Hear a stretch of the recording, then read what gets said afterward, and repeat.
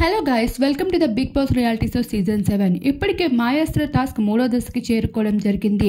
మాయాస్త్ర నుండి పవర్ అస్త్రాన్ని దక్కించుకున్నట్లయితే 4 వారాల పాటు ఇమ్యూనిటీతో పాటు నామినేషన్ నుండి కూడా తప్పించుకునే అవకాశం దక్కుతుంది అంటూ బిగ్ బాస్ అయితే తెలియజేసుకున్నాడు.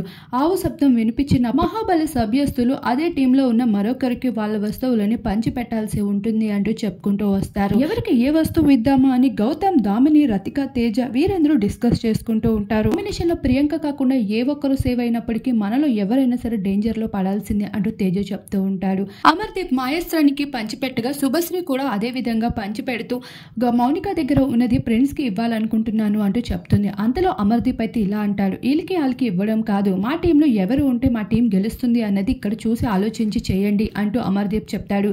అంతలోనే దామిని రతికల మధ్యన గొడవ మొదలవుతుంది. దామిని మాట వినకుండా రతిక అయితే చాలా విరుచుకుపడుతూ కనిపిస్తుంది. ఎవరు ముందుగా వెళ్ళాలి, ఎవరు తర్వాత వెళ్ళాలి అనే విషయంలో డిస్కస్ చేసుకుంటూ ఉంటారు.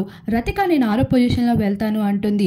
తేజ మాత్రం లేదు, నువ్వు 3వ పొజిషన్ లో వెళ్ళాలని చెప్తాడు. రతిక ఈ విషయాన్ని ఏమాత్రం ఒప్పుకోదు. గౌతమ్, దామిని వీరందరూ నువ్వు 6వ పొజిషన్ లో వెళ్ళడం కుదరదని చెప్తారు. అంతలో దామిని పైన అయితే రతిక విరుచుకుపడుతుంది.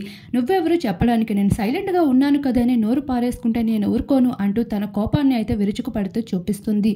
అంతలోనే లైన్స్ గా గ్రూప్స్ ని అయితే 2 టీమ్స్ గా డివైడ్ చేసి నిల్చోబెడతారు గార్డెన్ ఏరియాలో. అప్పుడు రతిక అయితే నాకు ఈ టీంలో ఉండాలని లేదు సందీప్, ఈ టీం మొత్తం బఫూన్సే, అందరూ వేస్ట్ ఫెలోసే అన్నట్లుగా మాట్లాడుతుంది.